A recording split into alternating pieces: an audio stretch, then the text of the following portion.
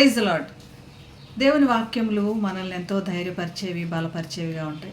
యేసు ప్రభువు శోధనలు ఎదుర్కొన్నాక కూడా అది మనకి ఒక మోడల్ లాగా, మనకి జీవితంలో ఎదురయ్యే ప్రతి పరిస్థితుల్లో ఎలాగ ఎదుర్కోవాలని చెప్పడానికి కూడా ఇది ఎంతో ఉపయోగపడుతుంది లేదా ఆయన అనుభవించి మనకు మార్గం చూపించాడు. సాతానుడు ఈసారి నీవు దేవుని కుమారుడు అయితే అని ఎత్తి చెప్తున్నట్లు మనకు స్పష్టంగా కనబడుతుంది. ఆయన దేవుని కుమారుడు.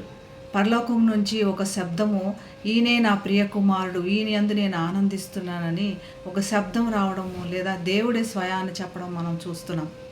ఈ చెప్పాడు కాబట్టి ఈ మాటని సాతానుడు సవాల్ చేస్తున్నాడు. నీవు దేవుని కుమారుడు కదా, రుజువుపరచుకోవాలి. దేవాలయంలో అందరి ముందు రుజువుపరచాలి, లేదా వారు యాజకుల ముందు రుజువుపరచాలి. అది వారికి జరిగిన కార్యములు రుజువుపరచాల్సిన దానికి ఒక నియమం ఉన్నది. సాతానుడు దేవుని వాక్యాలు ఎత్తిపట్టి, దేవుని ధర్మశాస్త్రాన్ని ఎత్తిపట్టి ఎంత చక్కగా మాట్లాడుతుంది. సాతానుడికి దేవుని వాక్యాలు, దేవుని గురించి అంటే తెలియనటువంటిది కాదు. దేవుని వాక్యాన్ని ఎత్తిపట్టి మరి కీర్తనలో 91వ కీర్తన, ఆయన నిన్ను గూర్చి తన దూతలకు ఆజ్ఞాపించును, నీ పాదముల ఎప్పుడైనాను రాతికి తగలకుండా వారు నిన్ను చేతులు పట్టి ఎత్తుకుందురు అని మనకి దేవుడు ఎలాగైతే క్షేమం గురించి ఇవ్వబడినటువంటి వాక్యాన్ని సాతానుడు శోధించడానికి ఉపయోగిస్తున్నాడు.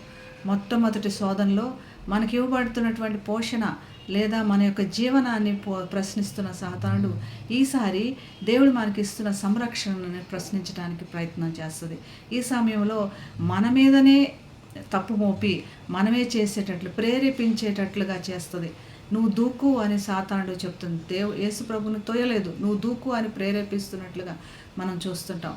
ప్రేరేపణలో ధైర్యంగా ఉండాలి, లేదా తట్టుకొని నిల్చోవాలి, వాక్యంను బాగా ఎరిగి ఉండాలి అని మనల్ని ఈ వాక్యం ధైర్యపరుస్తుంది.